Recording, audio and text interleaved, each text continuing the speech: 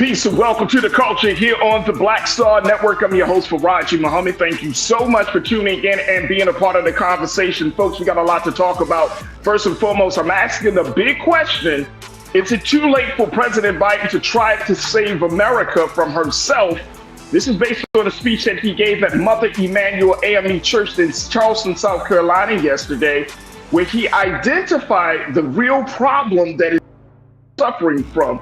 So we're going to talk a little bit about that. Also, we're going to talk about, is the U.S. supporting the complete destruction of Gaza? I'm going to be checking in with Pastor Wendell Griffin to give us the latest around this situation. And I'm going to share with you what Israeli leaders had to say about this idea of ethnic cleansing. Yeah, that's the place that we're at in this war. We'll talk a little bit about that. Also later, we'll talk about Jonathan Majors, how he's speaking out in his ABC interview, and what the court of public opinion has to say. And later, getting your mind and body right for the new year, checking in with Dr. Catherine Toomer. Stay with us. It's all happening on today's edition of The Culture right here on the Black Star Network. Let's go.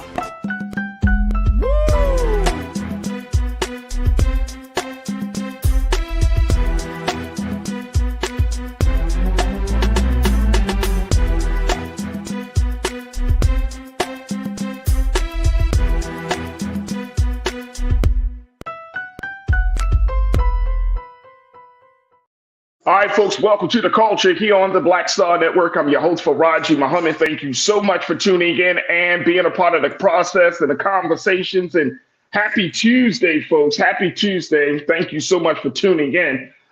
We got a lot to talk about, so let's jump right into it. But first, let me just share that we are streaming on a number of different platforms. Make sure you go to our home platform first, blackstarnetwork.com. Download the app. Follow us on social media under Black Star Network. And please drop something in the bucket for us as we are having these important conversations about what's going on in the culture and all around the world. So go to our website today at blackstarnetwork.com. Also, you can check us out on Amazon using your Fire TV. We're there. We're also on Amazon Prime Video. You can find us on the Prime Video app, Live TV, the news, or find us on Amazon.com under Prime Video, Live TV, the news as well. We're on the Freevee network, where you can find us on now under news, and we're also on Flex TV 24 hours a day, 7 days a week. Just search for Black Star Network or find us under Live TV, the news, and opinions. Also, folks, we are streaming on social media. Find us on Roland Martin's Facebook page, find us on Roland Martin's YouTube page. A big shout out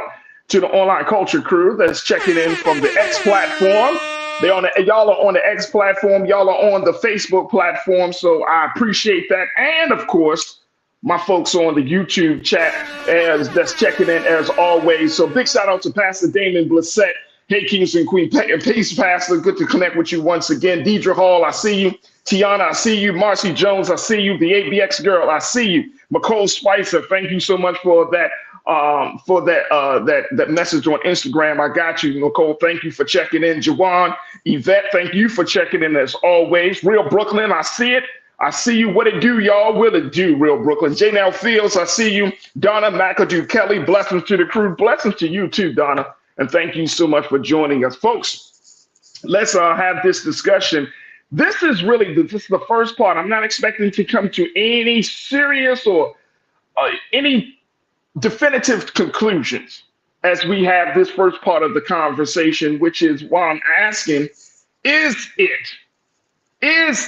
I'm going to keep pressing this, and I think this might be my question for 2024, seeing how the spirit moves me.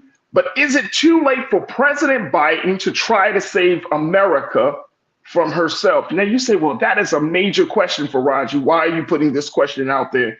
Because I feel like based upon where we are in the culture, based upon where the politics of this country is going, that we're in a very, very, very, very special, unique, and critical time in this country.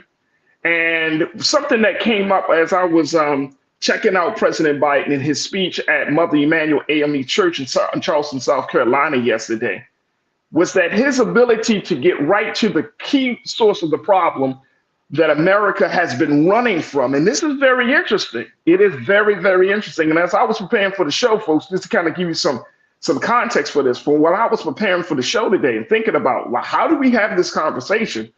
it dawned on me. I said, man, President Biden is in a very, very unique position as president of the United States and as a older white man in America who has seen all of the quote unquote the evolution and the progress and all of the changes that we have gone through.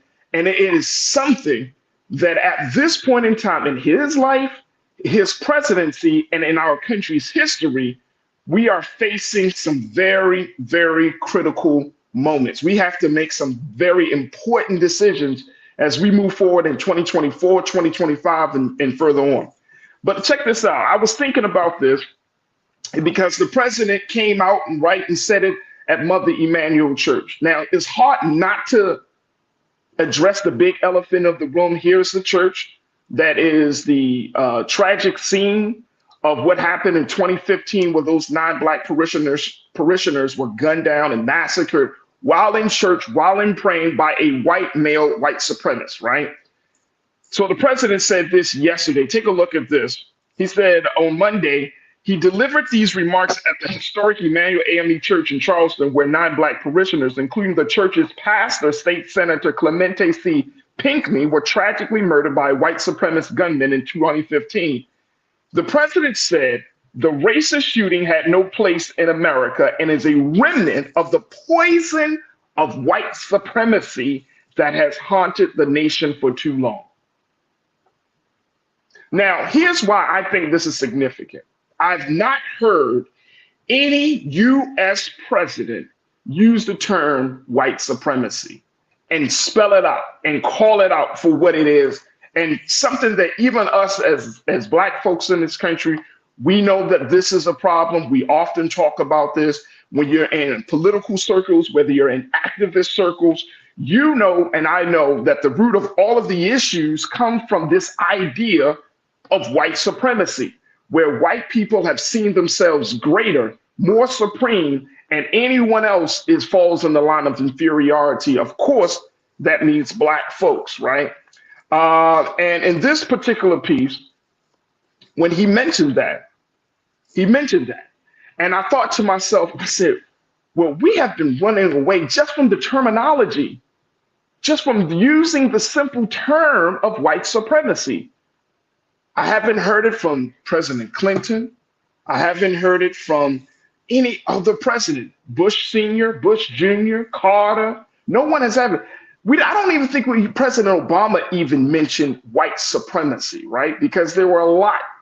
And I think that the thing that is most powerful about the President Joe Biden and President Obama having these two conversations, having this particular conversation, is that it's almost expected for Black people in this country to say that the problem is white supremacy. It's almost expected. If you don't recognize that as a Black person in this country, you know, that is sort of like the first steps of becoming quote unquote conscious. That's like consciousness class 101, white supremacy, to identify not just the mentality, but the legacies of the mentality as it expresses itself in systems and institutions, right? So white supremacy, being able to call it by name, being able to say it. And we have a president now that has come out to say white supremacy, even though there have been some of the big criticisms of President Biden, has been that he has been a part of that thinking. He has helped to advocate that thinking for years. But now in his golden years and as president of the United States, being able to say this is a problem, white supremacy is a problem. It is a poison in America. Now, before we take a first pause, I want us to think about this. If President Obama would have said white supremacy, it'd be one thing. As a Black man, it's understood, it's expected. But for an older white male of President Biden's experience, his history, his politics, and to get to this place to say, this is white supremacy, folks. This is a problem in America. This is why we can't move forward. Now that carries a different level of significance. Look, I got to take a quick pause. When we come forward, I want to get your take on this. Post your comments as we're streaming live on Roland Martin's YouTube page, Roland Martin's Facebook page. What's your take on this? And I'm asking the question, folks. I got to ask this question because I feel like this is probably going to be a question that's going to underscore all the big discussions about race and politics in this country. Is it too late for President Biden to try to save America from herself? This is a problem. Can President Biden do it? Stay with me. The conversation continues on the other side with the culture here on the Black Star Network.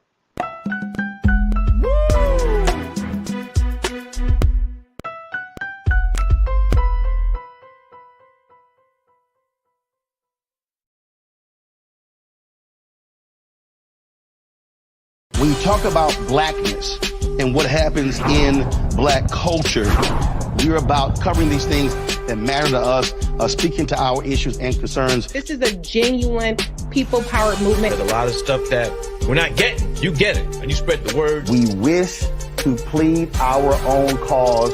Too long have others spoken for us. We cannot tell our own story if we can't pay for it. This is about covering us. Invest in black-owned media. Your dollars matter. We don't have to keep asking them to cover our stuff. So please support us in what we do, folks. We want to hit 2,000 people, $50 this month, raise $100,000. We're behind 100,000, so we want to hit that. Y'all money makes this possible. Checks and money orders go to P.O. Box 57196, Washington, D.C. 20037-0196. The Cash App is $RM Unfiltered. PayPal is R Martin Unfiltered. Venmo is RM Unfiltered. Zelle is Roland at RolandSMartin.com.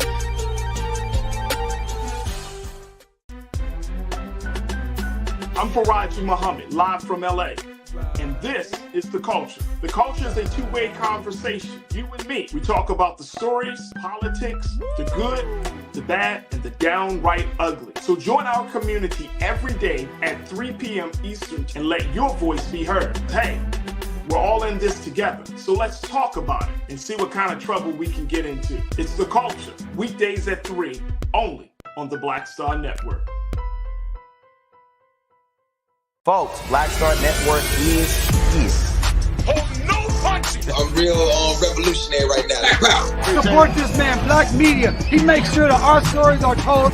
Thank you for being the voice of Black America, Roland. Stay black. I love y'all. All momentum we have now, we have to keep this going. The video looks phenomenal. See, there's a difference between Black Star Network and black-owned media and something like CNN. You can't be black-owned media and be scared. It's time to be smart. Bring your eyeballs home.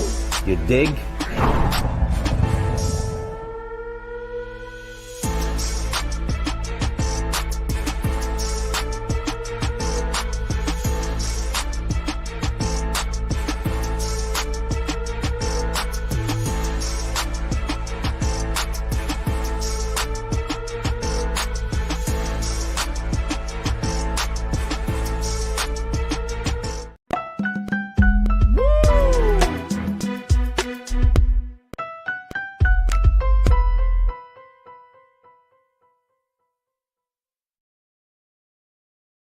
All right, folks, welcome back to The Culture here on the Black Star Network. I'm your host, Faraji Muhammad. Thank you so much for tuning in and being a part of the conversation. Folks, we are talking about President Biden and yesterday's visit down to Charleston, South Carolina, where he visited Mother Emanuel AME Church, And this was the church where, of course, those 9 Black parishioners were gunned down by white supremacist Dylan Roof back in 2015. Now, the president used this opportunity to talk about democracy. He talked about race relations, but he keyed in on something that he started already, which was this idea of white supremacy. And Samantha Borich, welcome to the chat. You said he said it during his State of the Union address. And you know what he did?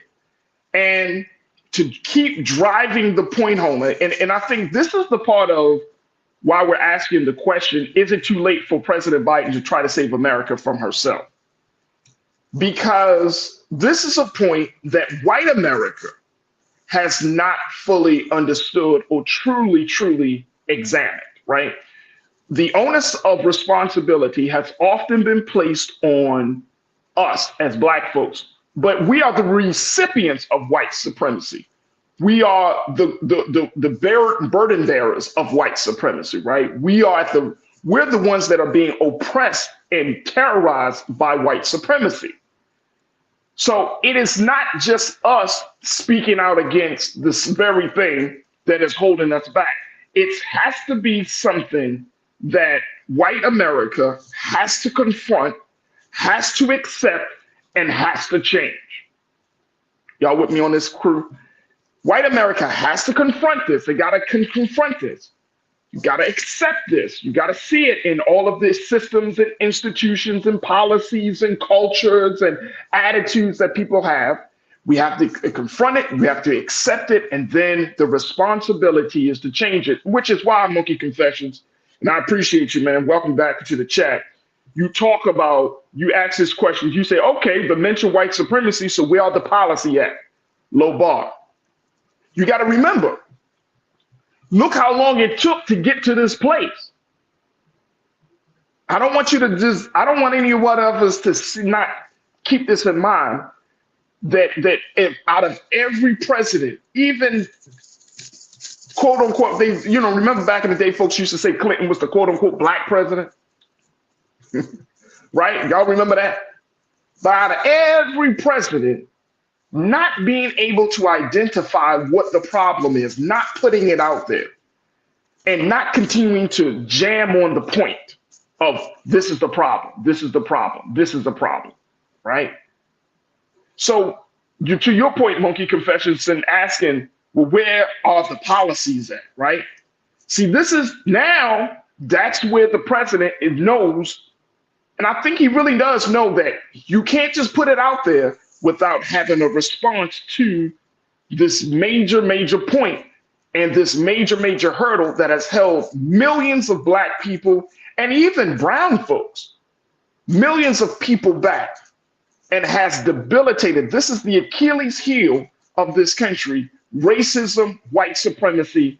It seeps its way into every single aspect of our lives in some way, shape, or form. Racism and white supremacy. So we're at a critical point. Now, will he say it, keep saying it? Well, guess what? We're also confronted by the fact that this country has forces within it coming from its own citizens. This is not folks outside of us, folks. These are people that we go to work with, that we go to school with, that we live next to. There are individuals in this country who are actually fighting against this idea that America needs to address white supremacy. And we know some of these folks. We live with some of these folks. We cohabitate in the same spaces as some of these folks. So now the president understands. I think he's starting to get it now, right? As they say. I think he's starting to understand, like, you have to do something about this. Now, what does that look like? And I think that's where we come into the conversation. That's where we come into the process. What does that look like? And it's not just talking about policy. Or it's just not just talking about opening up a business. Those are all well and good. But I'm saying fundamentally, I'm saying the mentality, the mindset is what we're trying to get at.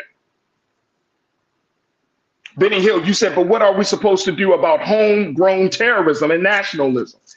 Again, if you see, look at, of course, you know this, Benny, and I appreciate you, man, for checking in. You know that all of this homegrown terrorism is coming from, as we have been playing the commercial for Brother Roland's book, it comes from a space of white rage. It comes from a space of white hatred, and it comes from a space of white supremacy. Because who are the homegrown terrorists? Who are the domestic terrorists in this country? According to the FBI, according to what we have been reading of the incidents of mass shootings, that's not black men, it's not black women, it's white males. White males are the terrorists, are the new domestic terrorists of this country. Now, some of you might not like that information, but just look at the reports. Just look at do your research on this. That what we're looking at here. So you're right, and I think many of us understand the situation, that we want the president to now be more vigilant in addressing this issue. The biggest part of this issue is what we're seeing coming from Trump and his camp, and how they were trying to push the narrative of everything, of retelling the story, We know that the president called out South Carolina, former governor of South Carolina, Nikki Haley, for not acknowledging slavery. Let's not act like this is small stuff here. Let's not act like this is small stuff. Do you know how long it has taken America to even put the words together, such as white and supremacy together? Do you know how long it has taken America to even recognize that there is institutional systematic slavery? I'm just bringing our attention to the wins, the little progress. And I get it. We're expecting big dramatic changes, but sometimes the change in language, the recognition of a situation will open the door to the bigger actions, bigger changes. All right, let me go here. Brian Christian, you said President Biden and Vice President Harris should start a 12-step program to deal with America's racism. First is saying America is racist. Come on, man. Come on, Brian. Welcome again to the chat, bro. Good to connect with you. Come on, man. Look how long. Look, if it wasn't such a problem, why is it hard to teach it? If it's not a problem, if this is something that America has fully addressed and has been able to learn from, then why is it even hard to even recognize it in the schools? If that's the case, then you should be able to say slavery, enslaved people. You should be able to say white supremacy is the root of the systems of this country. You should be able to say, as you said, Brian, America is racist. Even after having a president serve 2 terms in this country, we're still seeing racism at an all-out high according to the data and the statistics. America is racist. And we can't act as if that is not a reality in this country. We may want to believe something. We may want to even hope something. But is that the reality of the country that we're living in? Okay. Let's go back. Monkey Confessions, you said, meaning no policy for the Black community. Don't expect anything from the co-author of the 94 crime bill. Well, if that's the case, then we have to figure out a different plan of action. And this is not a conversation about whether Biden is, this is not about him individually. I'm looking at Biden serving as in the role of president of the United States. I'm looking at Biden not as a person. I'm looking at him in terms of what he represents, the office that he represents. And if the office of the presidency of the United States is finally coming to some understanding of what's going on in this country, then I think that there is change on the horizon. As the great Sam Cooke said, a change is coming. Something is happening in this country, folks. The ideas, the sentiments, the attitudes of white supremacy is slowly falling apart in this country each and every day. Each and every day. All right, here we go. Here we go. Let's go back to you. Frankie, you said, Faraji, sorry that the white man has beaten on you. Well, he's beating on everybody. I don't know what you mean by that comment, but if he's beating on any Black person, he's beating on me. It's not about me individually. I'm a part of a people, Frankie. So he's beating on everybody. I don't care if it's somebody down the street from me, he's beating on me. So we're at that point in this country. We're at that point in this country, and we have to see it. And we could try to act like this is small. We could try to act like, well, you know, this is not enough. This is not enough. And that's fine. And I get that. And trust me, I truly understand that. I truly understand it. But this president is in a very critical juncture in this country where he has to figure out how to save America from herself. And he got to figure out how to save America from the nations abroad. And the question that Black America has to ask is, what are we going to do? How are we responding to these changes? And how we're going to move forward with these changes, considering these changes. Now we can act like we can still live in the 1960s or 1970s. Some of those strategies and tactics that our brothers and sisters used back then could be applied today. But we need to come up with a different plan, a different action. In 2024, which is considered to be the most critical year of any presidential history, of any country's history, of any election history, how are we moving forward in 2024 that is going to render us justice and get us further along, not just for 24, but for 25 and 26 and 27, 28. Y'all know what I'm talking about. So how are we going to move forward? And I'm saying in mass, not individually, in mass. Look, I got to take another quick pause. When we come forward, let's bring in our very special guest, Pastor Wendell Griffin. We're going to talk a little bit about Gaza and the latest with that situation and continue to use this as the underlying question for that conversation. Stay with me. It's The Culture here on the Black Star Network.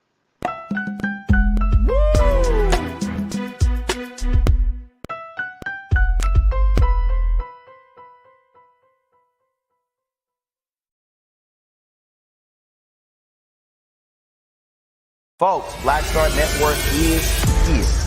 Oh, no punches! I'm real revolutionary right now. Support this man, Black Media. He makes sure that our stories are told. Thank you for being the voice of Black America, Roland. Stay black. I love y'all. All momentum we have now, we have to keep this going. The video looks phenomenal. See, this difference between Black Star Network and black-owned media and something like CNN. You can't be black-owned media and be scared. It's time to be smart. Bring your eyeballs home.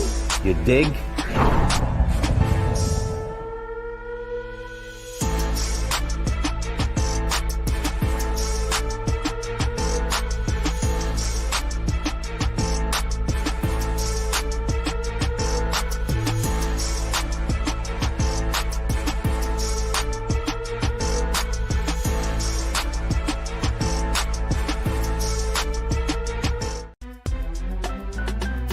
I'm Faraji Muhammad, live from LA. And this is The Culture. The Culture is a two-way conversation. You and me. We talk about the stories, politics, the good, the bad, and the downright ugly. So join our community every day at 3 p.m. Eastern and let your voice be heard. Hey, we're all in this together. So let's talk about it and see what kind of trouble we can get into. It's The Culture, weekdays at 3, only on the Black Star Network. When you talk about blackness and what happens in black culture, we're about covering these things that matter to us, speaking to our issues and concerns. This is a genuine people-powered movement. A lot of stuff that we're not getting. You get it, and you spread the word. We wish to plead our own cause. Too long have others spoken for us. We cannot tell our own story if we can't pay for it. This is about covering us. Invest in black-owned media. Your dollars matter.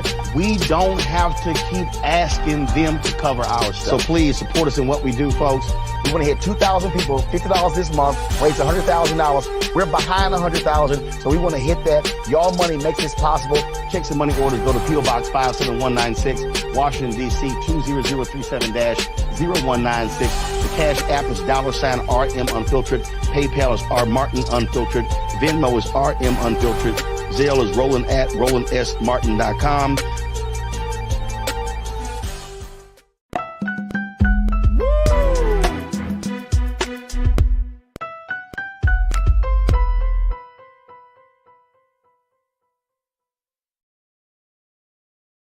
All right, folks, welcome back to The Culture here on the Black Star Network. I'm your host, Faraji Muhammad. I want to bring up my first guest. He is a retired state judge, and he is a speaker. He's an activist, and he's author of the book, Parables, Politics, and Prophetic Faith. He has been seen here on the show numerous times, and we always appreciate what he brings to the conversation. My brother, Pastor Wendell Griffin. Pastor, good afternoon, sir. How are you today? Good afternoon and Happy New Year to you, brother Faraji. How you be? Well, I'm good by the grace of the God, and Happy New Year to you too, Pastor. I wanted to kick off this conversation because we're asking the big question. And, you know, I started off the show talking about Biden. Can he save America from itself, right? From herself. And that's a big conversation. And I know as a pastor, you can probably point out in the, I'm sure that you can point out in the Bible where America is. Some people has went as far as to say that she is the quote unquote modern day Babylon of this time, while others say that America is certainly in the books. But looking at that question, I don't know if you want to even jump in a little bit, share your thoughts about that question of how can Biden save herself, because he's finally getting to a place of saying what the problem what we always known to be, racism and white supremacy. The question is going to be on him and his administration, and more importantly, I think more so on white America than any other group of people in this country. What are you going to do about it? What's your take on that very quickly, Pastor? Brother Faraj, is a good question. I think the question needs to include, can Biden be saved? Okay. Because you cannot save other people if you are lost. And Joe Biden has been lost for much of his years. By the time you get to be his age and you're just now figuring out that America has a white supremacy problem, you have been lost. It's sort of like somebody just figuring out after they've been standing around a basketball court that the ball is round. Joe Biden talking about white supremacy while he is funding the genocide of a darker skinned people in Gaza, killing 23,000 of them in 90 days, while he goes to Mother Emanuel and talking about white supremacy, that's okay, but white supremacy is a global issue, and the United States is the biggest oppressor. That's a great point. The United States has been doing this for the last 400 years. Started out with the indigenous people of the society, right? Then Africans. It did it with the Latinos, Asian Pacific Islanders. We're seeing it happening in the genocide. I mean, that's genocide of the Palestinian people. The United States bankrolls Israel, which is the last apartheid society, and we've done so for the last 75 years. Proudly, and Joe Biden has been principal cheerleader for it. So it's one thing for him to go to South Carolina and talk about white supremacy, but we still can't get him to stop bombing mosques and churches. I mean, how do you go to a black church that is the site of a terrorism and talk about white supremacy when you are funding a nation that's blowing up people in church? People in Gaza have been blown up in their churches. Some of the oldest churches in the world, dating back to the 4th century of this millennium, have been blown up by the Israelis in the last 90 days. And so I think we have to be very, very astute that when Joe Biden goes to Mother Emanuel Church on the 8th day of January, the week before the Martin Luther King holiday, to kick off his reelection campaign, that's all Joe Biden's doing. Joe Biden is basically trying to play to the cameras. And I love it. Instead of engaging the folks who are talking about ceasefire, he says, I understand their passion. No, we don't want you to understand the passion. Understand the principle that you cannot blow up people. You cannot blow up people and then talk about democracy in a church where people have been murdered.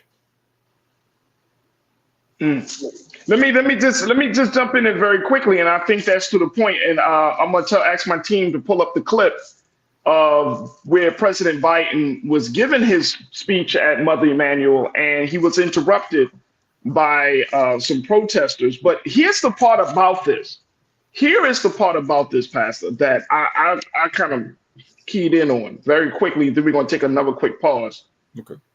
what the situation is in Gaza and Israel is becoming so out of control.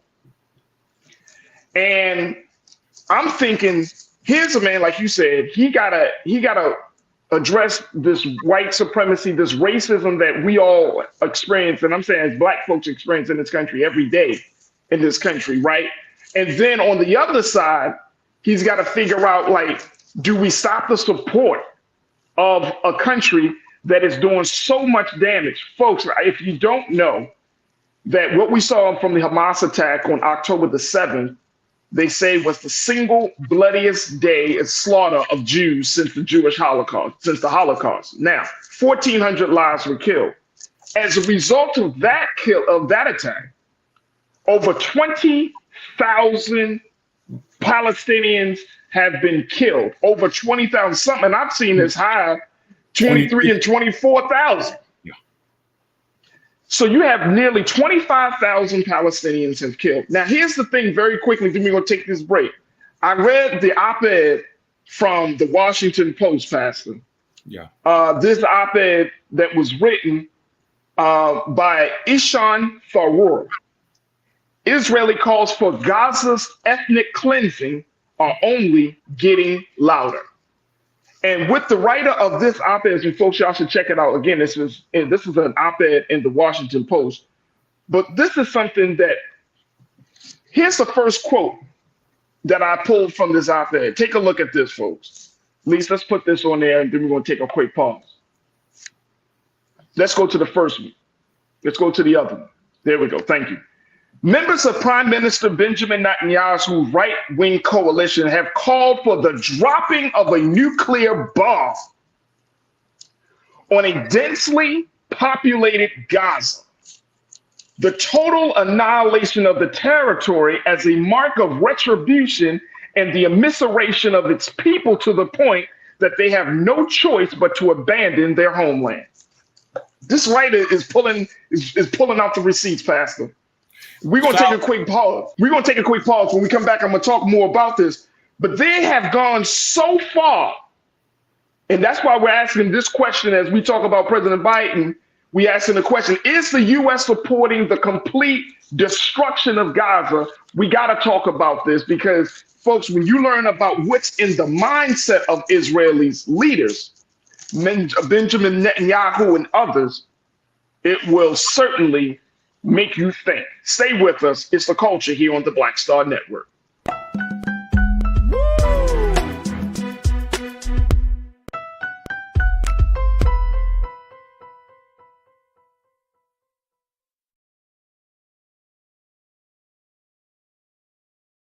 Pull up a chair, take your seat.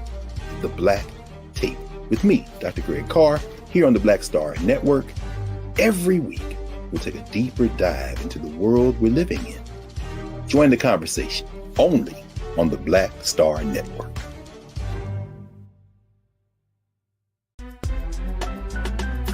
I'm Faraji Muhammad, live from LA.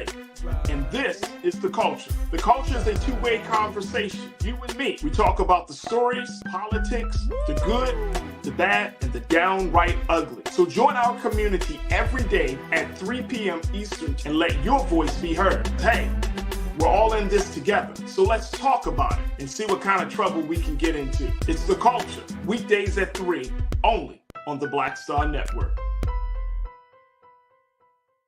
When you talk about blackness and what happens in Black culture, we're about covering these things that matter to us, speaking to our issues and concerns. This is a genuine people-powered movement. There's a lot of stuff that we're not getting. You get it, and you spread the word. We wish to plead our own cause. Too long have others spoken for us. We cannot tell our own story if we can't pay for it. This is about covering us. Invest in Black-owned media. Your dollars matter. We don't have to keep asking them to cover our stuff. So please support us in what we do, folks. We want to hit 2,000 people, $50 this month, raise $100,000. We're behind 100,000, so we want to hit that. Y'all money makes this possible.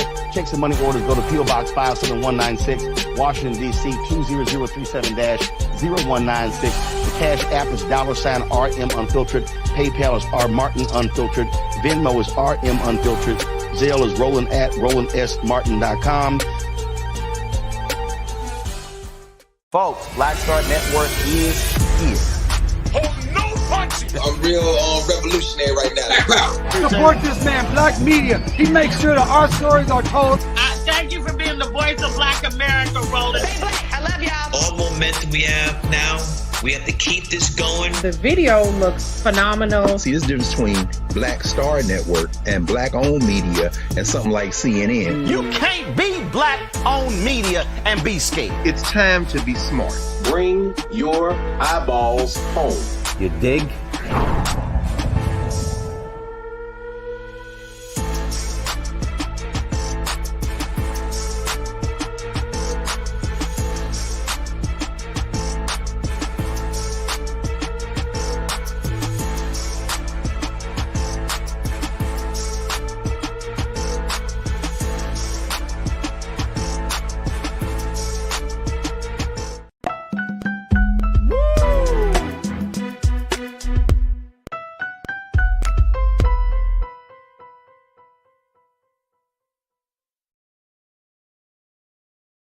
Folks, welcome back to The Culture here on the Black Star Network. I'm your host, Faraji Muhammad. I am joined by Pastor Wendell Griffin, retired state judge, author of the book Parables, Politics, and Prophetic Faith, as we're talking about the latest developments in this war between Israel and Hamas.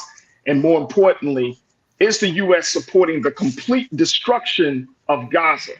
As we're looking at, based upon some of the recent reports and the writings of those who have been on the ground there, how they're showing and it's seeing that this level of retribution, I'm gonna use that term, Pastor, but this level of aggression that we're seeing coming from the Israeli government under Prime Minister Benjamin Netanyahu.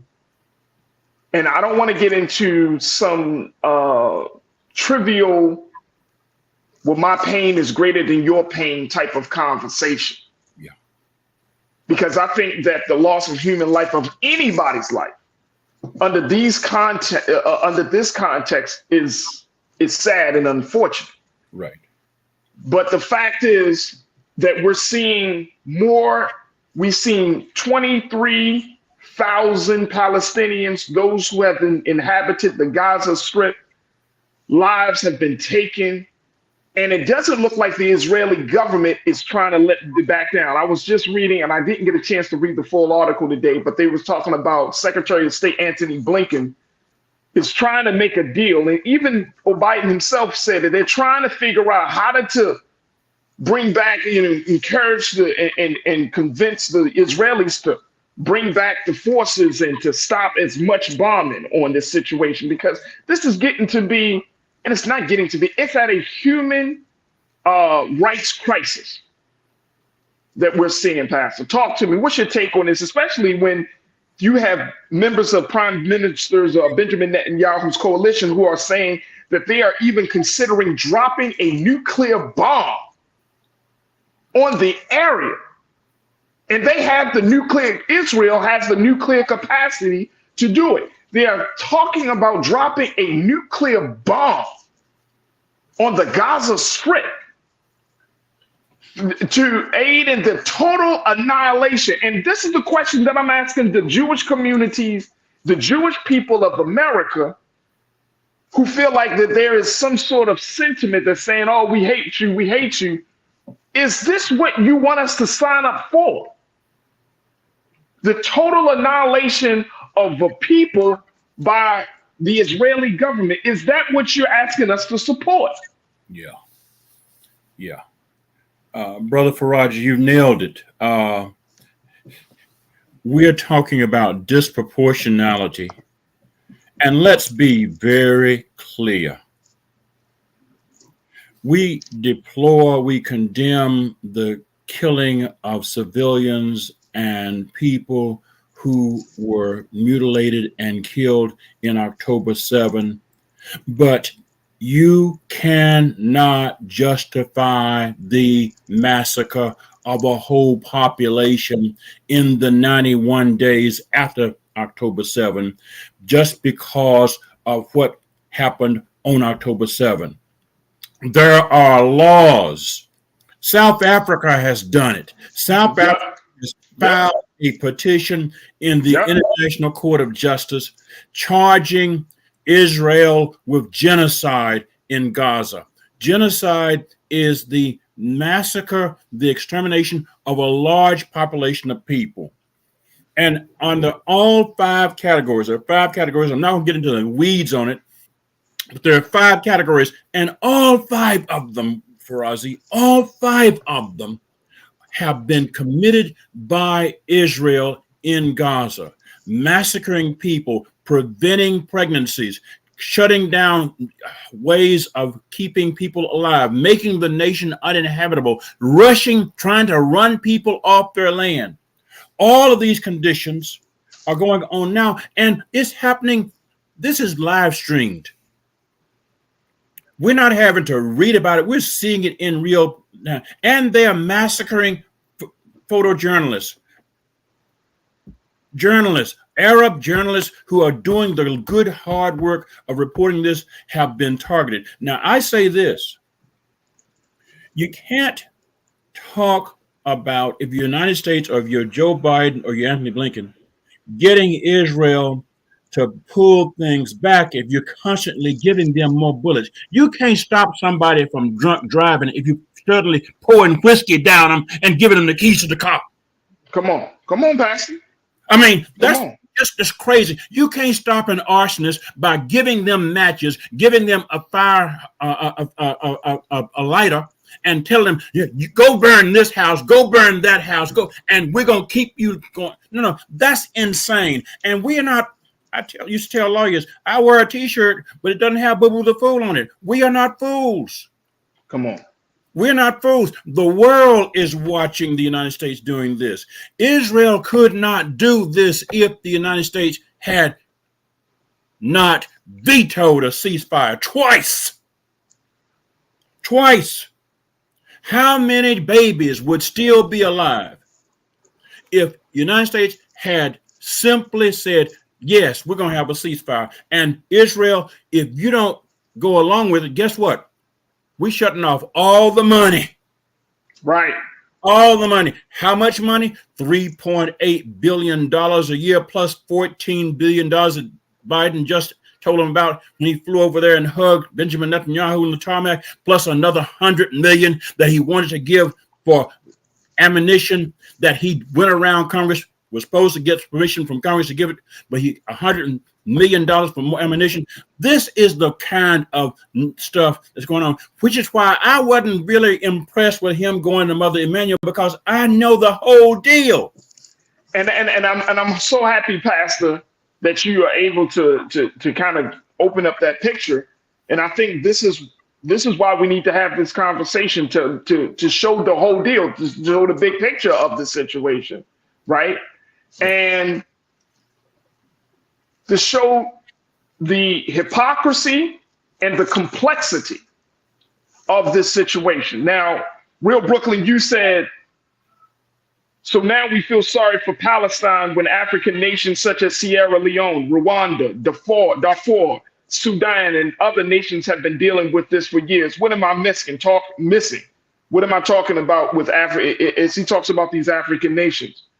But you don't like my music, responded. The main reason is because those African civil wars weren't as geopolitically important / powerful as the Middle East.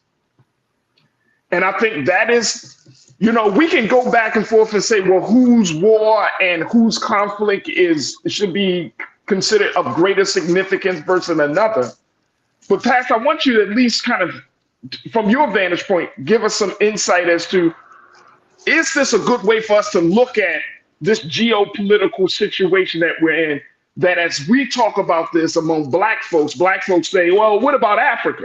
What about this part? Or what about that? Why are we worrying about this? You've talked about this before, but I wanted to kind of nip this situation in the bud and give us some insight. The whole world is interconnected, and Dr. King said that so well. Injustice anywhere is a threat to justice everywhere. Dr. King talked about the interconnectedness of all humanity, and he always talked about whatever was going on in our society also had to be looked at in terms of Africa, in terms of South America, Central America, in terms of Asia.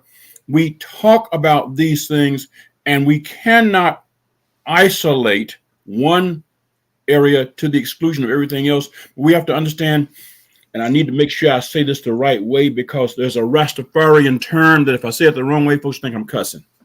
There's a Rastafarian term that rhymes with systems, but it has an SH on the front of it. Did you catch me? Mm-hmm. It's a Rastafarian, okay? Mm-hmm. It rhymes with systems, but it has an SH on it. And we have these SH systems, okay, that are generated by the United States and all these formerly colonial powers. What's going on in Sierra Leone and in Congo and in Darfur are the results of the consequences of colonial powers that were running those countries after World War II and have still kept their fingers in the mess, in making mess there, because remember that Africa is the most mineral-rich continent in the world. Mm-hmm. And every one of the colonial powers wants to exploit the minerals, but they don't want the Black African leaders and their people to benefit from the wealth that is in their ground. And so they keep those forces fighting, just like our society has done with Haiti. Yeah. Haiti is not poor because Haitians are unindustrious. Haiti is poor because the United States and France have for almost 200 years been actively involved. That's right. In messing with Haiti. And if we don't understand this as part of the white supremacy that Joe Biden says he's concerned about, but never does anything about, when Emmanuel Macron came to the United States last year, he was not confronted about Haiti, and Joe Biden and Emmanuel Macron did not talk about Haiti. And let's be clear, Black folks didn't demand it either. No, not at all. Not at all. Let's get to this other part.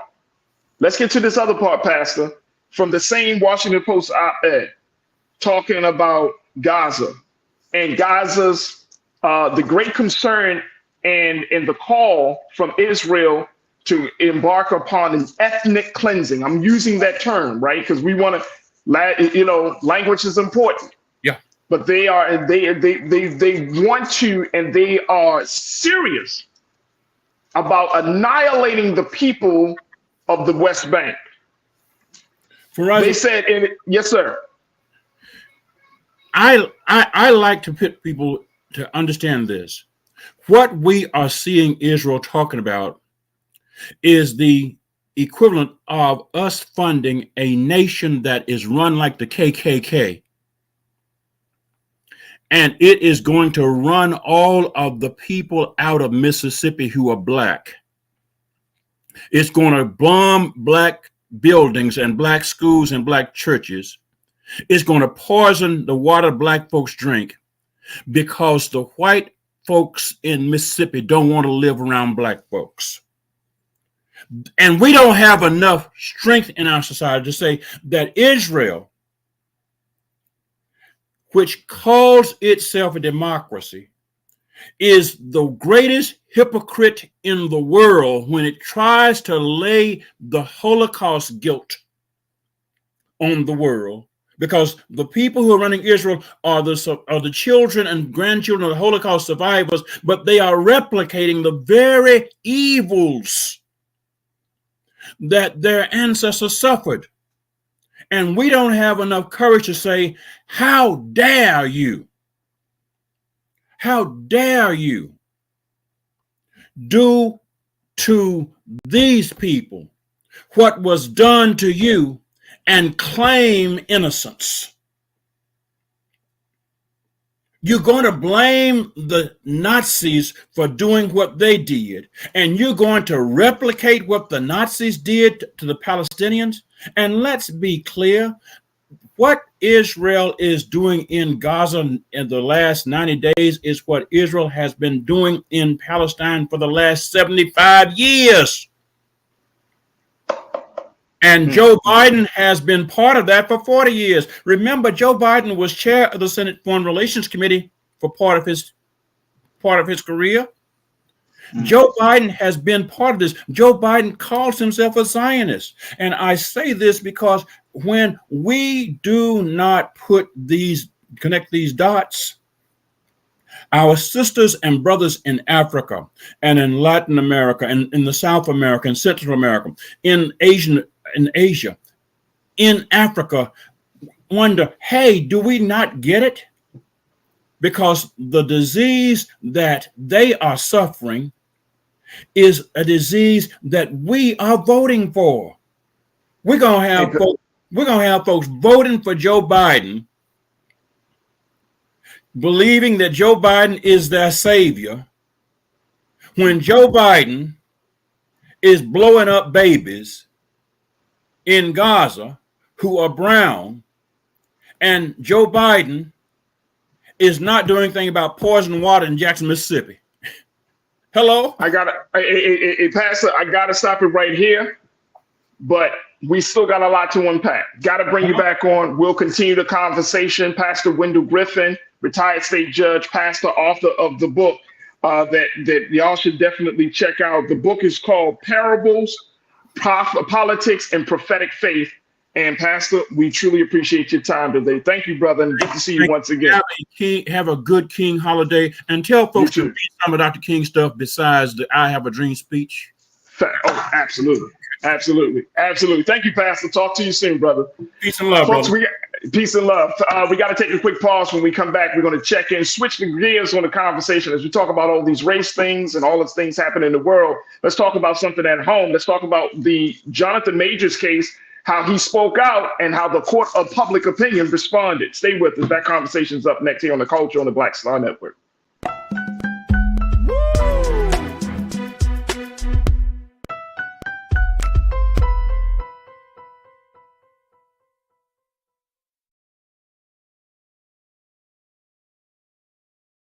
When you talk about blackness and what happens in black culture, we're about covering these things that matter to us, speaking to our issues and concerns. This is a genuine people-powered movement. There's a lot of stuff that we're not getting. You get it, and you spread the word. We wish to plead our own cause. Too long have others spoken for us. We cannot tell our own story if we can't pay for it. This is about covering us. Invest in black-owned media. Your dollars matter. We don't have to keep asking them to cover our stuff. So please support us in what we do, folks. We want to hit 2,000 people, $50 this month, raise $100,000. We're behind 100,000, so we want to hit that. Y'all money makes this possible. Check some money orders. Go to P.O. Box 57196, Washington, D.C. 20037-0196. The Cash App is $RM Unfiltered. PayPal is R Martin Unfiltered. Venmo is RM Unfiltered. Zelle is Roland@RolandSMartin.com.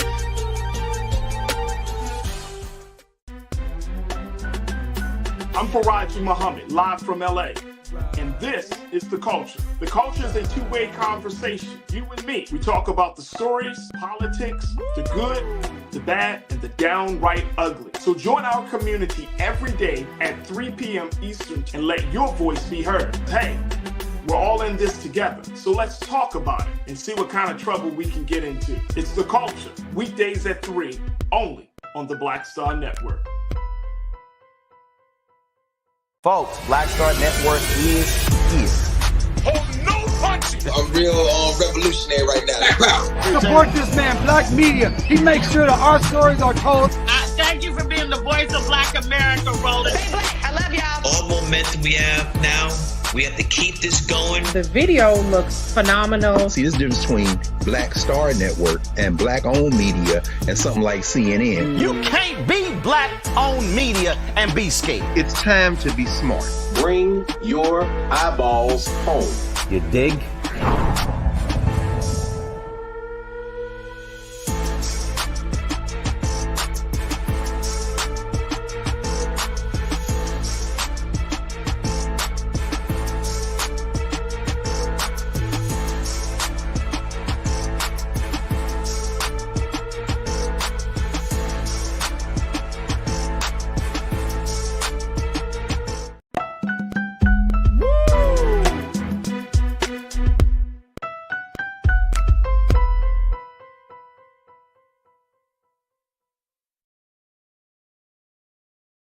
All right, folks, welcome back to The Culture here on the Black Star Network. I'm your host, Faraji Muhammad. Thank you so much for tuning in as we're streaming live on Black Star Network, our home platform. So make sure you go to our home platform today, download the app, follow us on social media. And certainly we ask for you to just put something in the bucket to support the work that we're doing. And we truly, truly appreciate it. So again, that's blackstarnetwork.com.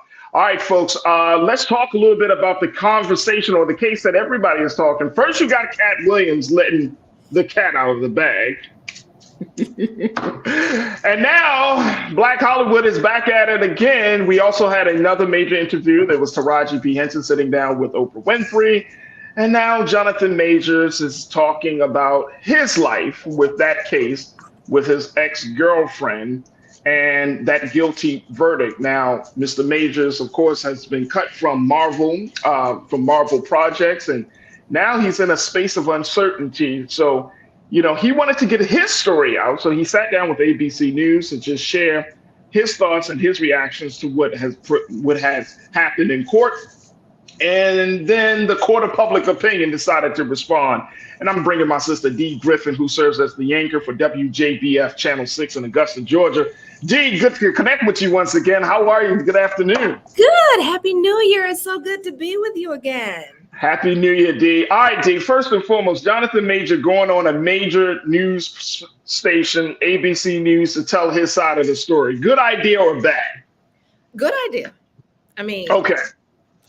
All publicity is good publicity, right? So, that's what they told me when I was in school, when I was going for this process, right? Like, oh, there's no such thing as bad PR. Then it's like, no, get your side of the story out. I mean, and he's a major figure, so everyone wants to hear from him, and I applaud him for getting out there and talking. I mean, I'm thinking like the year 2024 has a lot in store for honesty and getting your word out and your truth out. So why not? So how does that sway the court of public opinion though? Because here's one of the big pieces that he said a lot in his interview, right? Mm-hmm. He did. But but the one thing that people have kind of keyed in on was this Coretta Scott King reference. And it's not, given that we're like a week away from celebrating the great Dr. Martin Luther King for his holiday, but his inference of let's talk about Coretta Scott King, and more importantly, seeing himself in the light of MLK, I thought was very, very interesting. What do you make of that? Well, my thing is everybody wants someone else to be what they are not going to be in return. So if you want to Scott King, you need to be a Martin. And Martin Luther King Jr. loved his wife. And he put her on a pedestal and treated her right. As far as we know, we hadn't heard anything otherwise. And I lived in Memphis for 8 years and I never heard anything otherwise. And I'm from Georgia and live in Georgia. And, I haven't heard anything otherwise. But he respected her, treated her very well, especially in public. And so if he wanted a Coretta Scott King, was he a Martin Luther King Jr. to his girlfriend? So that's the thing. The onus is always on, and I'm not getting on my feminism platform here, but the onus is on the woman to do all of this heavy lifting and support her man, my man. But it's like, what is the man doing to support her? I did like that he said he should have gotten out of the relationship sooner. Right. Would have alleviated a lot. It's not cute to stay in these toxic relationships. You don't get a gold star for, hanging in there with these toxic relationships and battling it out. You don't get a gold star for that. You don't get a pat on the back. You don't get a attaboy, y'all are together for 50 years, but you all had a knockdown drag out the whole time. That's not cute. Get out before it gets to that level. When you have video of him running away from her for whatever reason, this was a toxic relationship on both ends. And so I think that, his admission that he should have gotten out of the relationship sooner was admirable, but I think it serves as an example of what could happen if you stay in toxic relationships too long. It can cost you your career, your livelihood, and it can cost you freedom because he is facing jail time possibly. He is facing jail time, but here's the other thing. Is this the simple fact that and I don't know how this is going to play out, but, by him being the man, And by him telling his story, and he feels like, yes, I've taken accountability on some things, but then there were some other elements of this relationship that she was responsible for to add to the toxicity. Right. How do we have those conversations, going back to the point you just made, of how men should navigate or how men should handle toxic situations, right? And not continue to throw, add oil or add gasoline to the flame that is already happening. Oh, use my line. I've used in the past. It's not you, it's me. We just, we really, I wanted us to work, but it's not you, it's me. This is not working out for either of us. It's best that we go our separate ways. I have yet to use that in the past, and it was successful. In my marriage, I didn't necessarily use that, and I think that takes the onus off of either person saying it was one person's fault or the other. Just go your separate ways. And I was giving advice to a friend recently, if the guy continues to hound you and want to talk with you, if you feel like this is not something for you, just tell him, look, I don't need to be in this relationship. And it's the best for both of us to back away and get out of the relationship and go our separate ways. Maybe we can be friends one day, but right now, this is just not for us. And that saves you a lot of headaches down the road. But both of them, it seems like they needed to get out of that relationship a long time ago. So it's sad that it came to this, but it was needed, Mm-hmm. Well, and Big Brother Willie Frazier, you checked in. You said in the chat, Willie, you said, what did he do that was toxic? What did he do that was toxic? I need a receipt. And one of the things he admitted to doing, he said, the text messages. He said those text messages, D, and this might be the line of the year. He said, I was reckless with her heart. Yes. Not with her body. Not with her body. But the thing is the heart, as a survivor of domestic violence, I would tell you the physical abuse was horrible, but that mental abuse and that heart pain, that takes a lot to get over. That's worse. I mean, somebody hitting you is bad enough, but when you're messing with somebody's mind and somebody's heart, that really messes with you. But then you could see it as well when you flaunt another woman out to say that I have a good woman now, and all of that, that hurts even farther. That hurts, that pains the ex-girlfriend even more. And Megan Good, I mean, she's one of my best friends in my head. Love me some Megan Good now. Well, yeah. So how does she get out of the? I mean, some people will say that she was married to Vaughn Franklin, and people have thoughts about him and whatnot. But for her, is this a good look for her as a Black woman coming? Because I've seen some women say, of course a Black woman would come in to save a Black man from his own cells, try to clean up the mess. How do you think she looks at the situation? Well, she sees his soul. She sees the good in him.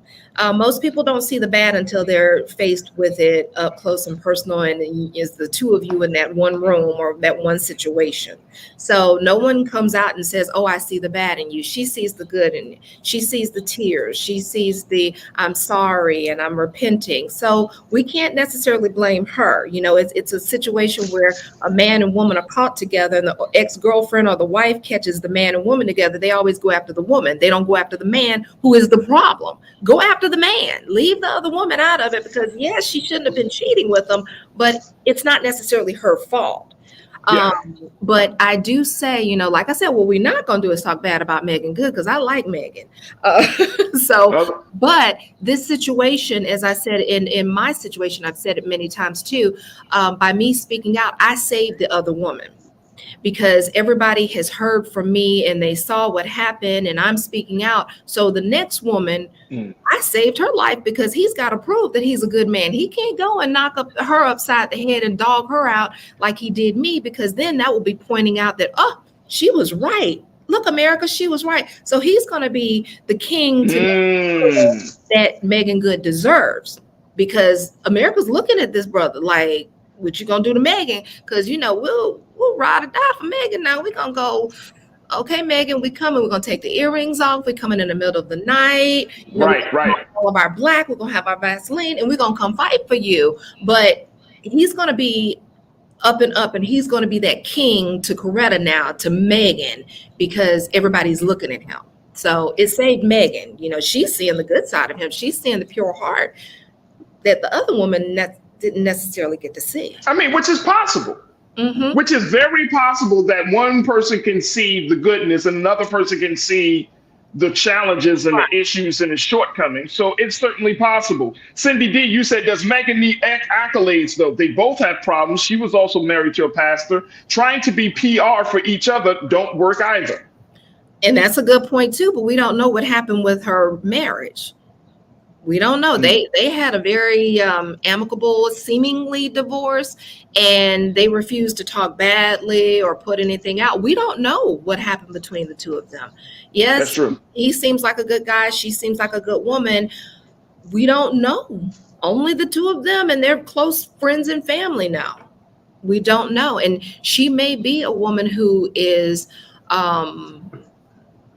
the one who comes in and cleans everything up, and she sees the kindness and the love and all of that. She may be the good cleanup woman.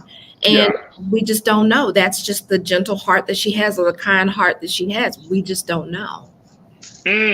What does this mean? I know you got to get out of here to get you ready for your 4:30. Very last question, real quick. What is his fate in Hollywood at this point? He was dropped from Marvel. Some people said, who said this? I think this was Samantha. You made the point that even in the midst of all of this, he still doesn't deserve to lose his career over this. What's your take on that, D? He has an opportunity to come back. He's gonna, if he comes out and goes on the apology tour, America's very forgiving. Hollywood is forgiving, as we've seen. If he has a chance to redeem himself, and I think the first step was coming out and talking about it, getting in front of things is crisis communications. I would tell him, get in front of it, speak your truth. Don't blame the victim, but speak your truth in everything. So I think that, somebody's calling me now to get on the air. I think let's go.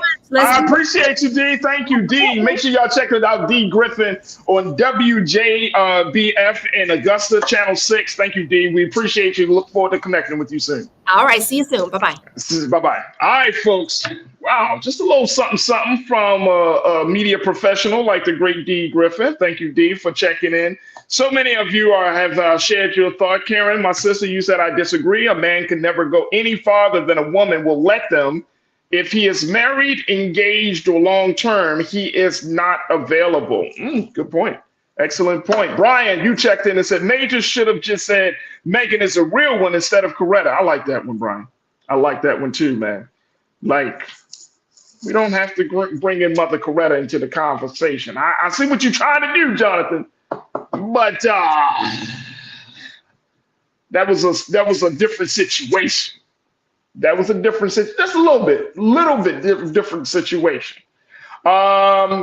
Cindy D, you said Megan got mad at women in her congregation, talking about they were the way she dressed as a pastor's wife. She was defensive. Come on, talking about her previous marriage to Devon Franklin. Again, I don't know all the details of that marriage, so I couldn't even speak on that, Cindy. But I couldn't imagine it would be easy for any woman, unless that's the path that she is willing to take. But if a woman comes to a man and he's a part of the cloth, he's a part of the ilk, and he has that calling on him, and she sees him, but she doesn't always necessarily is willing or is in agreement with the walk that's required to be with a man that's a part of the cloth. That could be a real problem.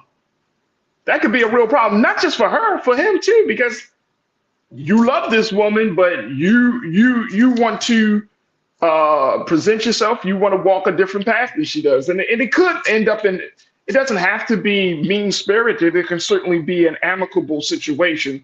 But I can imagine the type of strain that would put on any relationship. Let me just get one more in here. One more as we talk a little bit about this.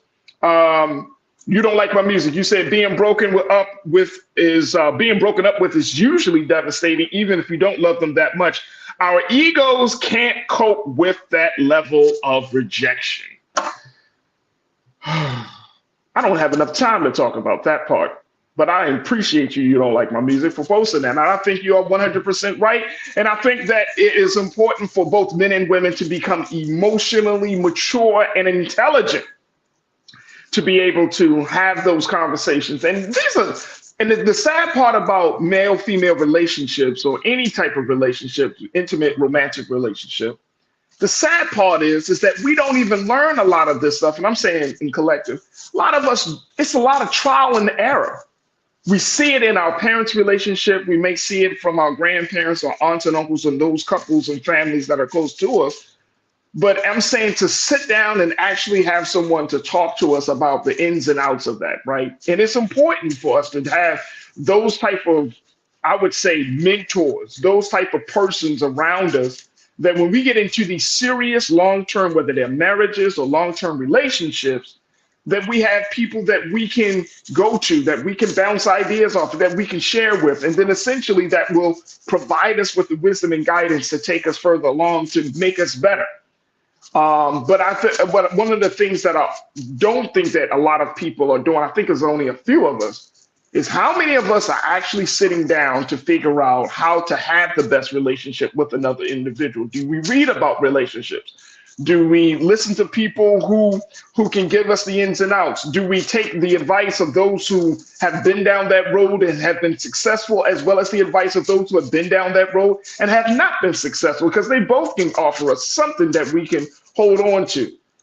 But to have that level of mental and emotional investment to make that relationship prosper is something I feel like is still a little sketchy, especially in this day and time where relationships have been reduced to being transactional interactions versus relationships that helps us to become better human beings, help us to think about another person in a much higher sense, and essentially help us to build a unit where we can start to really add to the community. So there are a lot of complexities to this, but looking at this Jonathan Major situation is going to bring up a lot of conversations. Looking at his relationship with his ex and with Megan Good, it's going to bring up a lot of conversations. And I think we should just need to be intelligent about having this discourse. All right, folks, look, got to take another quick pause. When we come forward, it is the beginning of the year. A lot of us may have had major conversations within ourselves about changing the way we look, about weight loss, about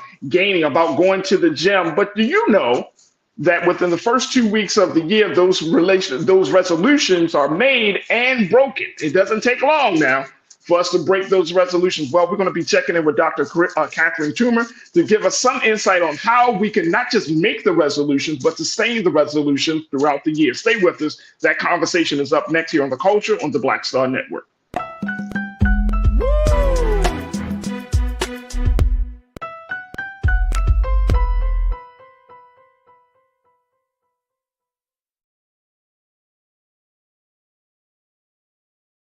Folks, Black Star Network is here. Oh, no punches! I'm real revolutionary right now. Support this man, Black Media. He makes sure that our stories are told. Thank you for being the voice of Black America, Roland. Stay black. I love y'all. All momentum we have now, we have to keep this going. The video looks phenomenal. See, this difference between Black Star Network and Black-owned media and something like CNN. You can't be Black-owned media and be scared. It's time to be smart. Bring your eyeballs home. You dig?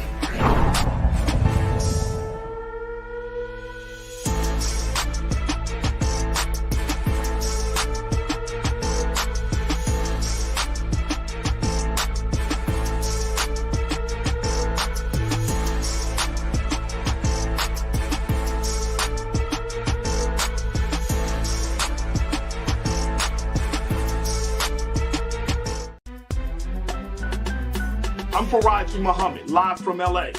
And this is The Culture. The Culture is a two-way conversation. You and me. We talk about the stories, politics, the good, the bad, and the downright ugly. So join our community every day at 3 p.m. Eastern and let your voice be heard. Hey, we're all in this together. So let's talk about it and see what kind of trouble we can get into. It's The Culture. Weekdays at 3 only on the Black Star Network. When you talk about blackness and what happens in black culture, we're about covering these things that matter to us, speaking to our issues and concerns. This is a genuine people-powered movement. There's a lot of stuff that we're not getting. You get it, and you spread the word. We wish to plead our own cause. Too long have others spoken for us. We cannot tell our own story if we can't pay for it. This is about covering us. Invest in black-owned media. Your dollars matter. We don't have to keep asking them to cover our stuff. So please support us in what we do, folks. We want to hit 2,000 people, $50 this month, raise $100,000. We're behind 100,000, so we want to hit that. Y'all money makes this possible. Checks and money orders go to P.O. Box 57196, Washington, D.C. 20037-0196. The Cash App is $RM Unfiltered. PayPal is R Martin Unfiltered. Venmo is RM Unfiltered. Zelle is Roland at RolandSMartin.com.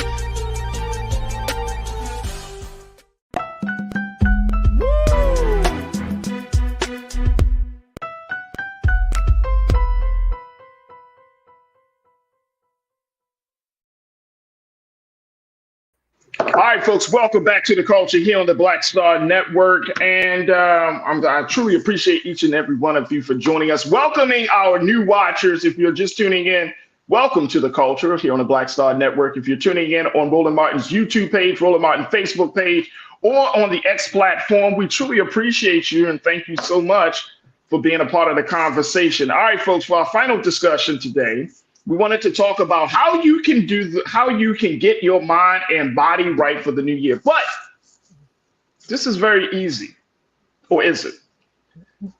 We know that these resolutions are often made at the beginning of the year. Every year we talk about this. But do you know that within the first couple of weeks of the new year, these resolutions are made and are broken and forgotten?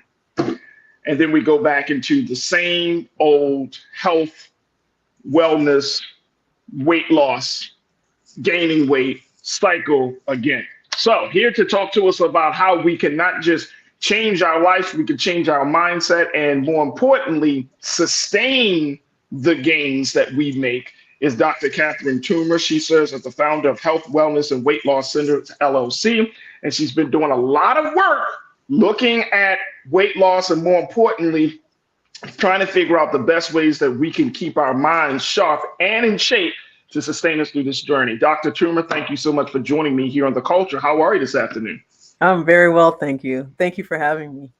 Absolutely. Just to let people know, because you gotta throw out credentials, Doc, when you're talking about having certain voices on, right? So you are a board certified family physician, hypnotherapist, neuro-linguistic programmer. Mm-hmm. Yeah. Along with being founder of Health, Wellness, and Weight Loss Centers. And you really help people to look at how they can change their mental models around weight loss, right? Around living in a healthy and a much more well place. What would you say is the foundation for that? Where does that process start, Dr. Toomer? The process starts in a lot of different places, but primarily in your head. Usually the most important weight we have to lose is often the weight in our minds, not the weight in our bodies. And usually once we remove that weight, then we're able to do all the rest of the weight follows. And so the most important thing is to believe in yourself, believe that you can do it, ignore the naysayers, and take your time, be patient. One of the biggest things that I see is people get impatient with the results. They want it quickly. And they see a lot of things online as people claim that they're losing 30 pounds in 30 days, or they claim that they, were able to get a 6-pack in 6 months. And, that may or may be possible, but not the weight loss. And so we often get impatient because we think our process isn't normal, when actually it is, and the other things you're reading are probably not true. So we think that our process is not normal, and that we have a lot more in our head that we need to lose, more so than our bodies. Yes. Mainly because we've internalized it. Many of us who feel like we need to lose weight, whether we do or we don't, have internalized a lot of the prejudice and shaming and the discrimination that comes along with being heavy. I've lost over 100 pounds, and I've kind of experienced both ends of the spectrum. And I can tell you, when people talk about thin privilege, it's real. Wait a minute, hold on, Doc. You just threw out a new term that I have never heard of in my life. So you're gonna have to talk to me like I'm a fifth grader at this point. All right. What? Thin privilege? Thin privilege.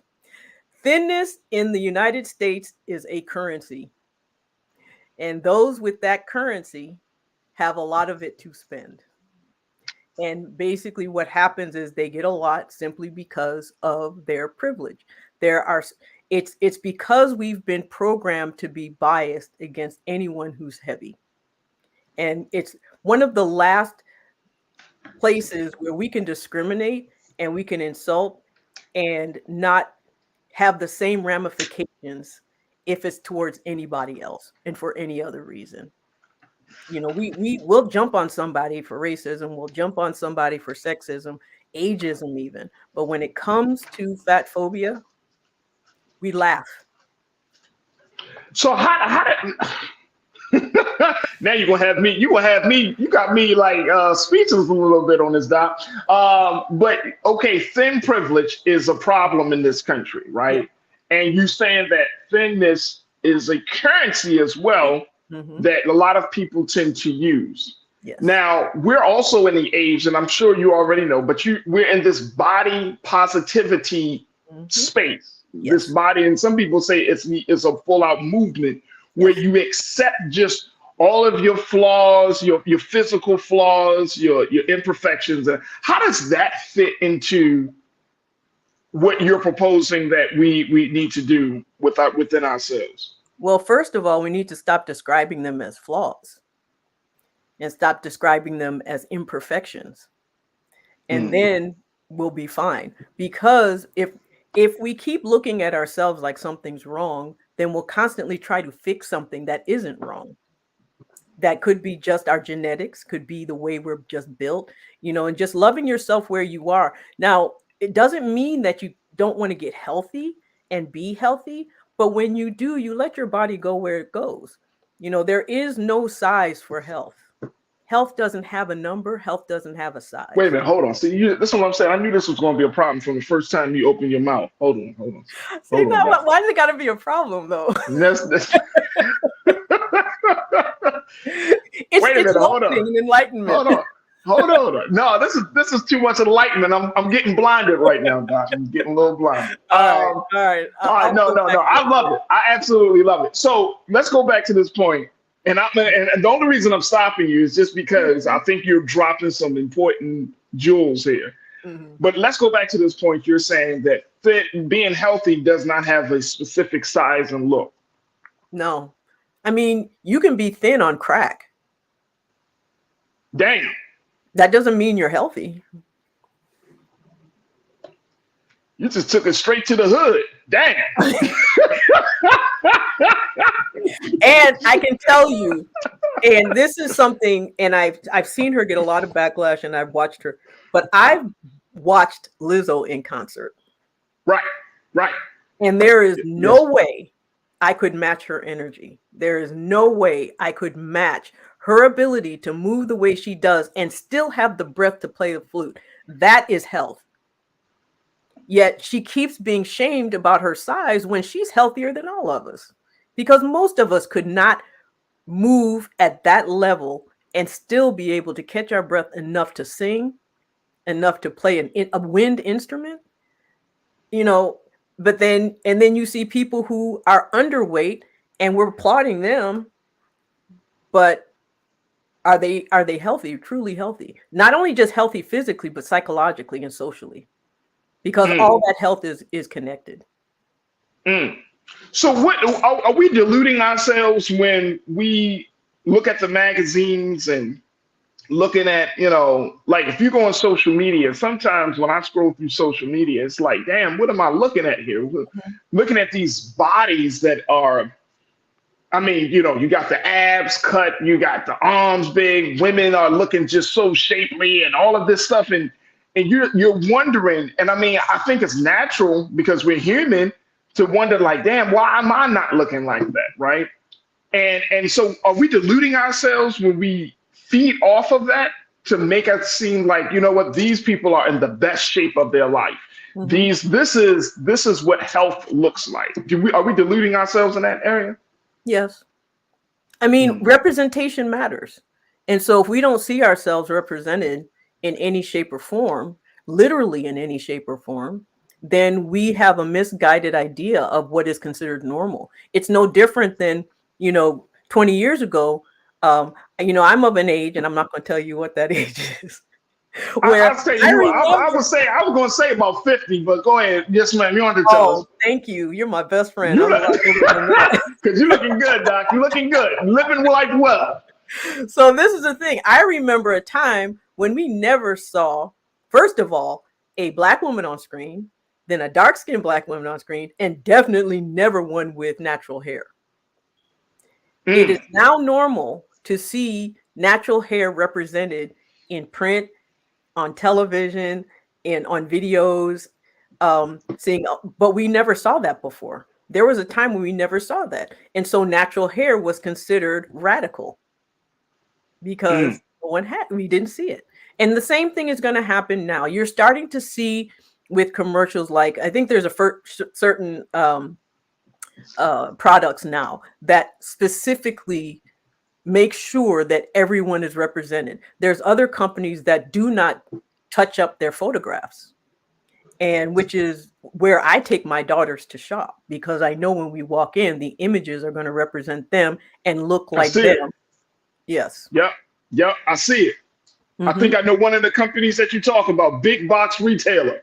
Yep. And I've recently, it is so funny you said that, Doc. I recently went into the store and I looked on the wall. So I said, damn, they got all types of people represented in this campaign for these products, right? You have dark skin, you have people. I've seen people with spaces between my teeth. I have a little space, a little gap in my teeth, Doc. And for years, I was a little subconscious about it. And people like, oh, no, it's so cute. It's good. You good. But I was in the back of my head like, man, I wish my teeth were a certain type of way. Yeah. And it plays on you. And that's cultural, because I grew up in East Africa where a gap is considered beauty. Oh, really? Yeah. So they treat me like a king in East Africa? Everybody would fall over themselves because of her. But one of the things that, also that happens, we age, our bodies change, our skin changes, stretch marks from having babies. I mean, we keep talking about abs. Most of us who've had children are never going to have the abs we had when we were 20, assuming we even had flat abs at 20. So, that's a mark of motherhood. I don't want to lose that, and I should be celebrated for it, not shame. That's a real. That's a next level of body positivity right there, Doc. We got to take a quick pause. When we come forward, I want to kind of get your take on from your recommendations on how do we move forward now that we talk about the mind. Let's work on the body on the other side, folks. I want you to join us in the conversation as we check in with Dr. Catherine Toomer. Post your comments on our Roland Martin's YouTube page, Roland Martin's Facebook page. Let's have the conversation about how to get your mind and body right for the new year and keep it up. Stay with us. That conversation continues here on The Culture on the Black Star Network.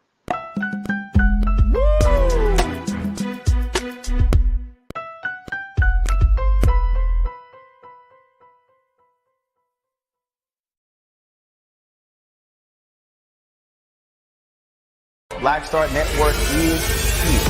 Oh, no punch! I'm real revolutionary right now.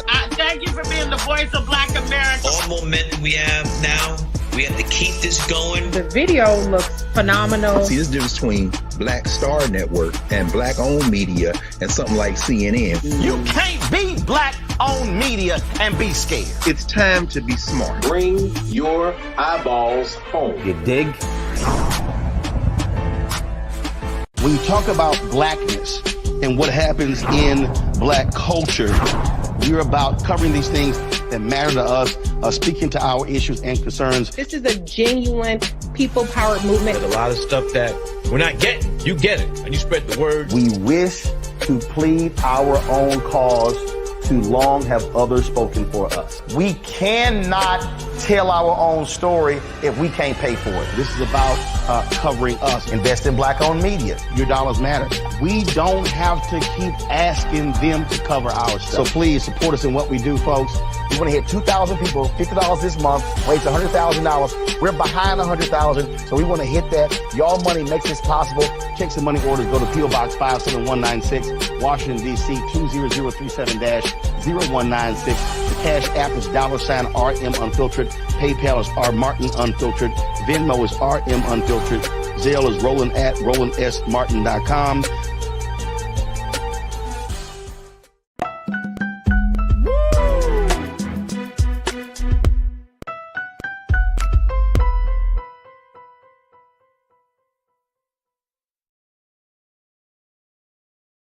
All right, folks, welcome back to The Culture here on the Black Star Network. I'm your host, Faraji Muhammad. Thank you so much for tuning in. I am checking in with Dr. Catherine Toomer, who is a board-certified family physician. She's a hypnotherapist, neuro-linguistic programmer, and founder of Health, Wellness, and Weight Loss Centers.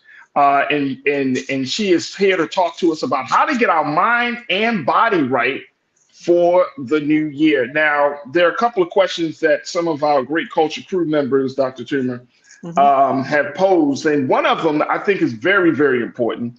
And I appreciate Daryl Whitaker. Daryl, welcome to the culture. Welcome to the chat. Daryl said, how can we go natural in a chemical world? For poor people, everything that is healthy costs too much to buy. Oh my gosh. That is the dilemma. That is the Daryl. Thank you so much for checking in, bro. What's your take on that, Dr. Toomer? It's a myth. It's not true. We've been told that because the people who manufacture those things want us to believe that so that we'll keep buying their products. However, a bag of dry beans costs less than a hamburger at McDonald's, yet it will feed 4 people. Hamburger feed 1, but you get a bag of beans and you cook them. That's more protein, healthier protein, and enough to feed a family. Add some brown rice to that. It can be named. It doesn't have to be name brand rice. It could be, the brand, whatever store brand that you're in. Yeah. And there you go. You go frozen vegetables, canned vegetables are better than no vegetables. Fresh vegetables can be expensive, but there are other vegetables that can be eaten and with almost the same amount of nutrients as the fresh. In fact, sometimes they're better because when you cook certain vegetables in water, you lose a lot of the nutrients seep out into the water. So unless you drink the water, you're going to end up losing some of those vitamins anyway. But if you buy them frozen or if you buy them canned, they've been maintained. So it's a myth that it's expensive. It isn't. It's just a matter of creative and being and just looking in the right places for the food. And that means staying on the outside of grocery stores. All that processed stuff is in the aisles. If you stay to the outside, that's where all the freshest stuff is. And you can make a big pot of chili for under $10.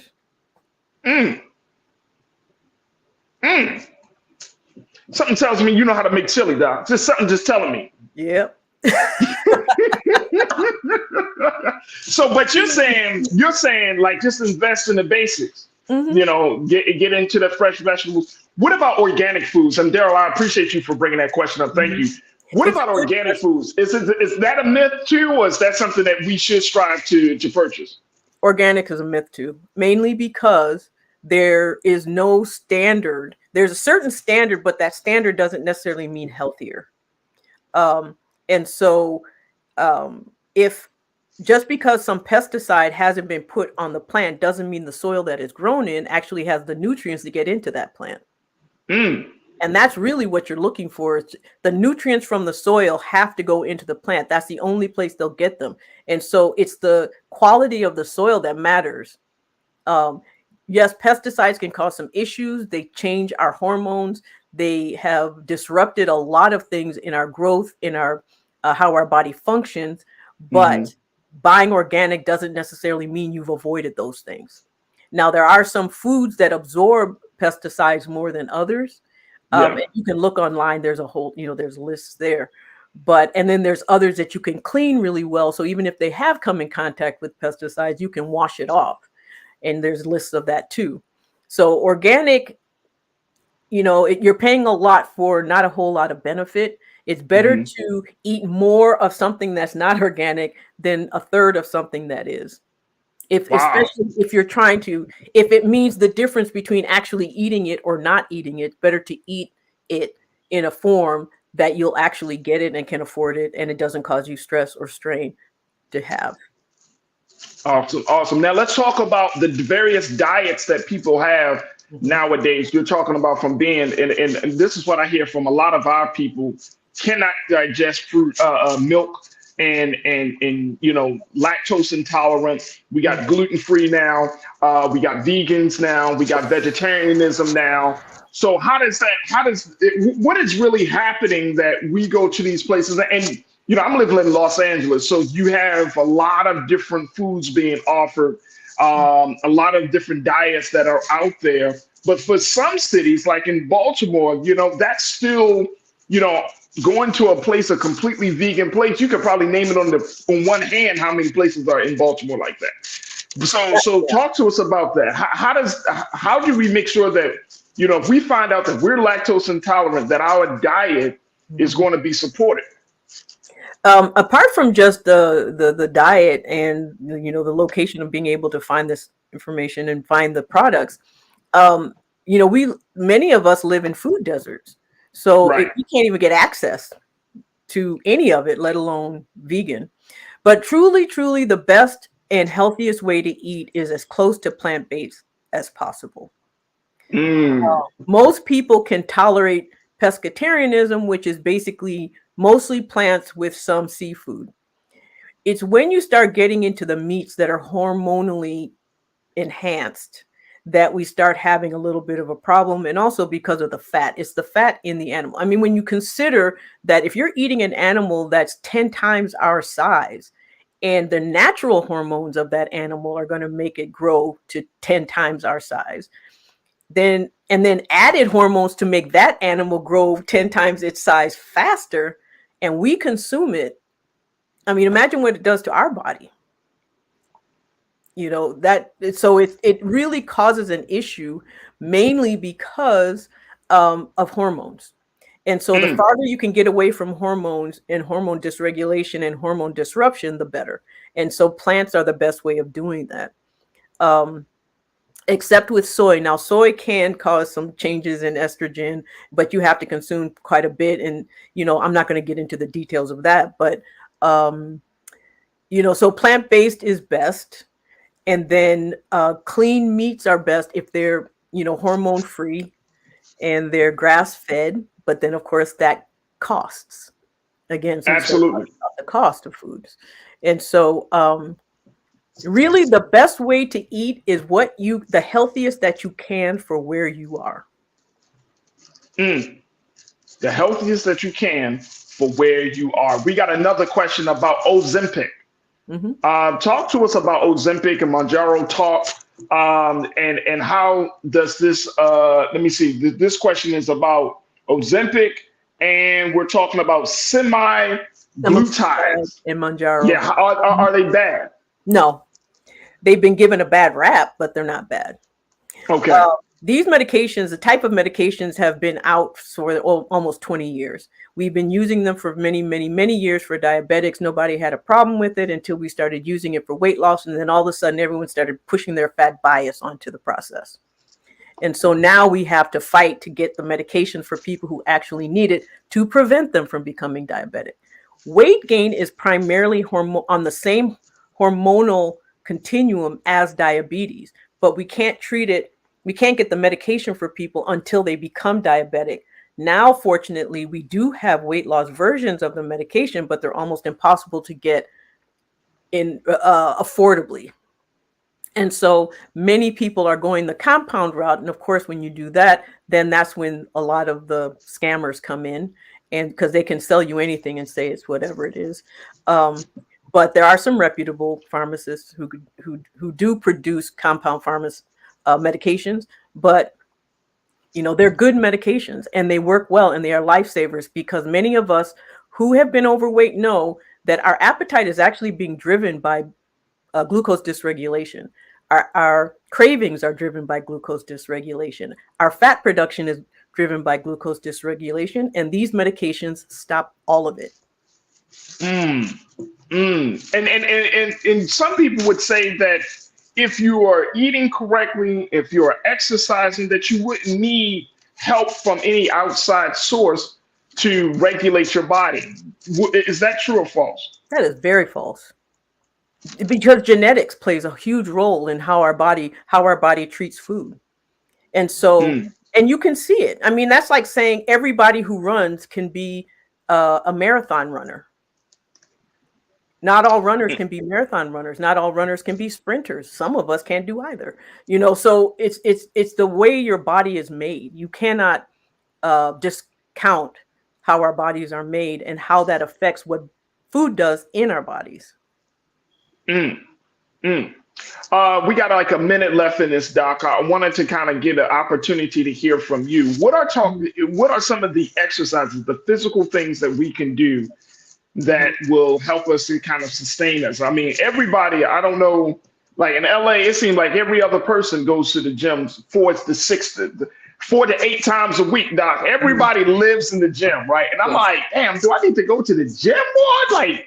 Like what is this all about, right? Because that's the culture here. But what's your take on that? Like, how much physical exercise can the body take? And how much should we actually do to get into a healthy place where we're not gymming it up to the point where we're disrupting the natural regulation of our own bodies? Well, you start from where you are. Going too far, too fast is just going to cause injury. So really, if planks, squats, and push-ups will tone your body from head to toe. Any variation of that is helpful. And you start from where you are, you go low, start low, go slow, and you build over time. Where you are now won't be where you are 6 months from now. And so it's just, you build on it, but you just simply cannot jump too far because you will get injured, and then it defeats the whole purpose, and it doesn't help anyone. No, it doesn't help anyone at all. Doc, I want to give you an opportunity for folks to get more information, because you have a Total Weight Care Institute. You have a number of programs. You have your health centers, health, wellness, and weight loss centers. So how can people get more information about that? The best way is just to contact me through my website, which is drtoomer.com. That's drtoomer.com. And contact me there, and someone will get in touch and go from there. That is awesome. That is awesome. Doc, I got to bring you back. All right. I mean, I just had too much fun with you. So you sound like you're so good for the culture. Like, yeah.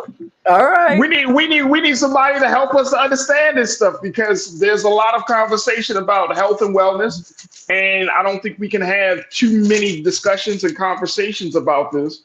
I mean, Black America, as you know, we're suffering. Yes. We're suffering from a lot of sickness, right? And information that doesn't pertain to us and how we do things and how we are built and how we are how we function as a people. And we need it has to be culturally specific. It's very culturally specific. It needs to be. And I appreciate you mentioning that, because we have another doctor, Dr. Bridget, that comes on and talks to us about health and wellness as well.